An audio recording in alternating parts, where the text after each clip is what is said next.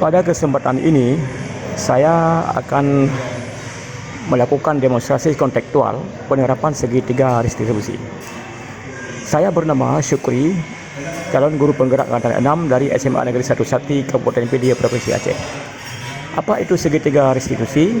Segitiga restitusi adalah proses menciptakan kondisi bagi murid untuk memperbaiki kesalahan mereka, sehingga mereka bisa kembali kepada kelompok mereka dengan karakter yang lebih kuat.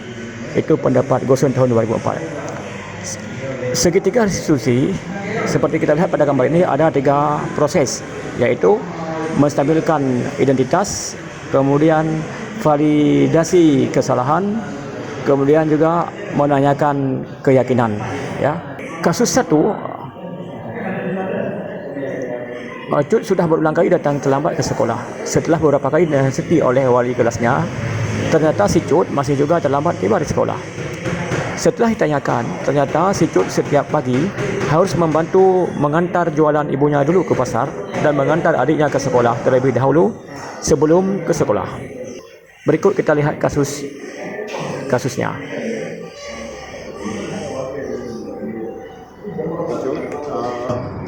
Saya lihat ini datanya, Icuk sudah sering terlambat datang ke sekolah. Sudah beberapa kali dinasihati oleh wali kelas. Saya lihat juga masih sering terlambat ke sekolah. Sebenarnya ada apa sehingga Icuk sering terlambat ke sekolah? Jadi begini Pak, setiap pagi saya harus membantu ibu saya mengantar jualannya ke pasar.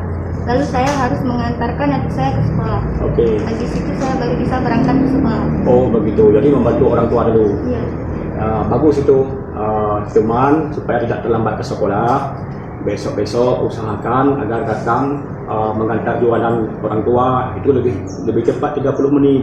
Kemudian mengantar adik juga percepat 30 menit dari biasanya, sehingga nanti ketika kamu berangkat ke sekolah, kamu tidak terlambat ke sekolah. Bisa dipahami?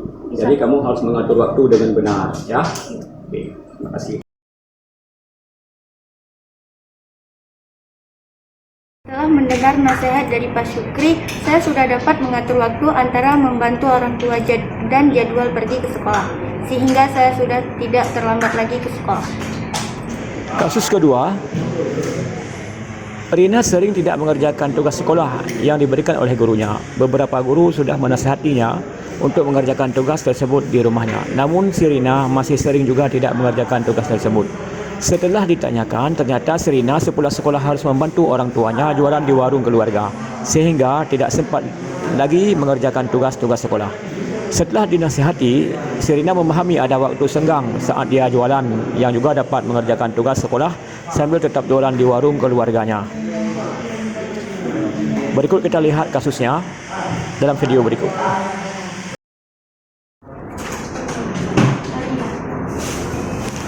Oke Rina, saya dapat laporan ini dari guru yang bahwa Rina sering tidak mengerjakan tugas sekolah. Bisa Rina ceritakan kenapa sampai tidak mengerjakan tugas dari guru? Ya Pak, jadi begini, saya sepulang sekolah harus membantu orang tua saya jualan di warung keluarga. Oke. Dengan sebab itu saya tidak sempat mengerjakan tugas-tugas sekolah. Oh, itu bagus. Membantu orang tua juga itu adalah satu keharusan, ya. Namun kita karena masih dalam tahap belajar, jadi usahakan bisa mengatur waktu antara kegiatan sekolah dan kegiatan membantu orang tua. Kalau sudah pulang ke rumah, segera kerjakan tugas, atau di saat membantu orang tua nanti bisa sambil mengerjakan tugas. Jadi tidak ada lagi saya dapat laporan bahwa kamu tidak mengerjakan tugas. Jadi mengatur waktu antara membantu orang tua dan mengerjakan tugas sekolah. Bisa dipahami? Ya, usahakan bisa mengatur waktu, ya. Ya, baik.